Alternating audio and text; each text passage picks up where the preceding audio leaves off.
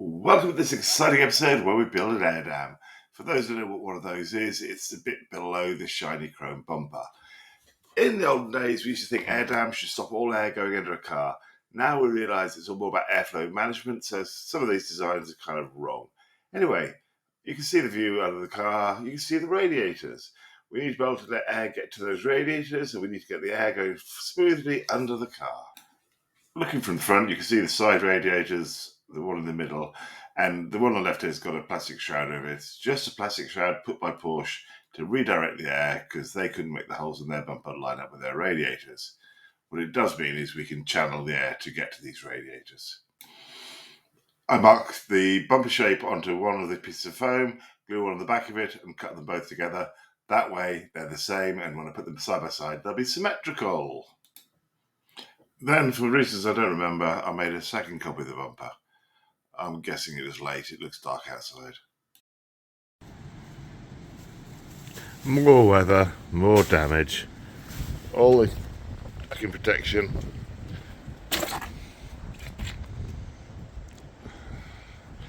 Let's hope the foam hasn't taken up too much water.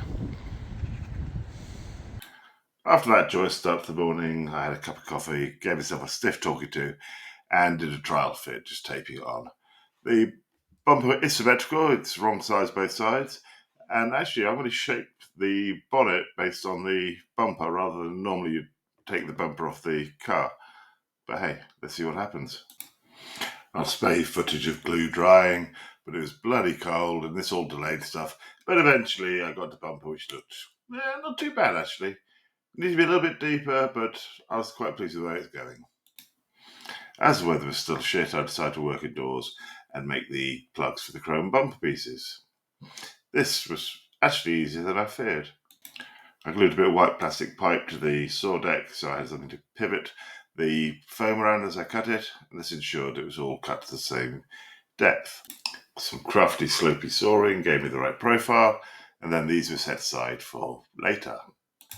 Back on the Airdam, I added the final layer, then sanded and shaped it. This had to have a fair overhang at the back because it was going to connect to the panel which formed the flat floor under the car. Now I had the Airdam working, it was time to cut in the vents. So that vent has to go to that hole. How hard could it be? It's raining again, but I've got about as far as I can with this bumper. Cut the slat underneath it, which you should have seen from the photos is for that bit. I'm not going to use that, but give you the sizing. And clearly that is really quite flimsy now. My current thinking is I'm going to glass over the mould. That'll give it a bit more strength, and then I can fill over the glass to make it all nice and smooth and lovely. But I don't want to cut another hole there, and then another hole at that end, and then have the whole thing collapse on me.